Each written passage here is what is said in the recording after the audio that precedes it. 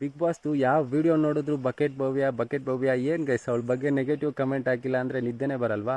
Big boss ಮನೆ ಒಳಗಿರೋರು ನೋಡಿದ್ರೆ ಭವ್ಯ ಯಾರ ಜೊತೆನೂ ಸೇರಲ್ಲ, ಮಿಂಗಲ್ ಆಗ್ಬೇಕು ಅಂತ ಹೇಳಿ ಅವಳನ್ನ ನಾಮಿನೇಟ್ ಮಾಡ್ತಿದ್ದಾರೆ. ಆದ್ರೆ ನೀವು ನೋಡಿದ್ರೆ ಅವಳನ್ನ ಬಕೆಟ್ ಅಂತ ಇದೀರಾ. ನಾನು ಭವ್ಯ ತಪ್ಪು ಮಾಡಿಲ್ಲ ಅಂತ ಹೇಳ್ತಿಲ್ಲ, ಅವಳು ಪಿಲ್ಲೋ ಟಾಸ್ಕ್ ಮತ್ತೆ ಕ್ಯಾಪ್ಟನ್ಸಿ ಟಾಸ್ಕ್ ಅಲ್ಲಿ ಮಿಸ್ಟೇಕ್ ಮಾಡಿದಾಳೆ. ಹಾಗಂತ ಅವಳು ಇಲ್ಲಿವರೆಗೂ ಆಡ್ಕೊಂಡ್ ಬಂದಿರೋದು ಯಾವ್ದು ಸರಿ ಇಲ್ಲ ಅಂತ ಹೇಳಕ್ ಆಗಲ್ಲ. ಅದನ್ನೆಲ್ಲ ಕ್ಷಮಿಸಿ ಕಿಚ್ಚ ಸುದೀಪ್ ಅವರೇ ಕಿಚ್ಚನ ಚಪ್ಪಾಳೆ ಕೊಟ್ಟಿದ್ದಾರೆ. ಹಾಗಾದ್ರೆ ಅವ್ರ ಚಪ್ಪಾಳೆಗೆ ಏನು ಬೆಲೆನೇ ಇಲ್ವಾ?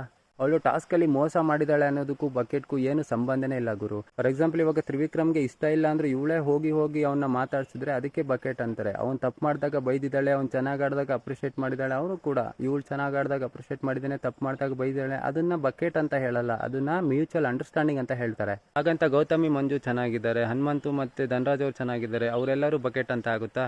ಅವಳು ತಪ್ಪು ಮಾಡಿದಾಳ, ತಪ್ಪು ಅಂತ ಹೇಳಿದ್ರೆ ಓಕೆ. ಬಕೆಟ್ ಅನ್ನೋದು ನನ್ಗನ್ಸುತ್ತೆ ಅವಳಿಗೆ ಸೂಟ್ ಆಗಲ್ಲ ಅಂತ. ಇಲ್ಲಿವರೆಗೂ ಎಲಿಮಿನೇಟ್ ಆಗಿರೋ ಕಂಟೆಸ್ಟೆಂಟ್ಗಳನ್ನ ಸೇರಿ ಯಾರು ಕೂಡ ಬಕೆಟ್ ಕಂಟೆಸ್ಟೆಂಟ್ಸ್ ಇಲ್ಲ.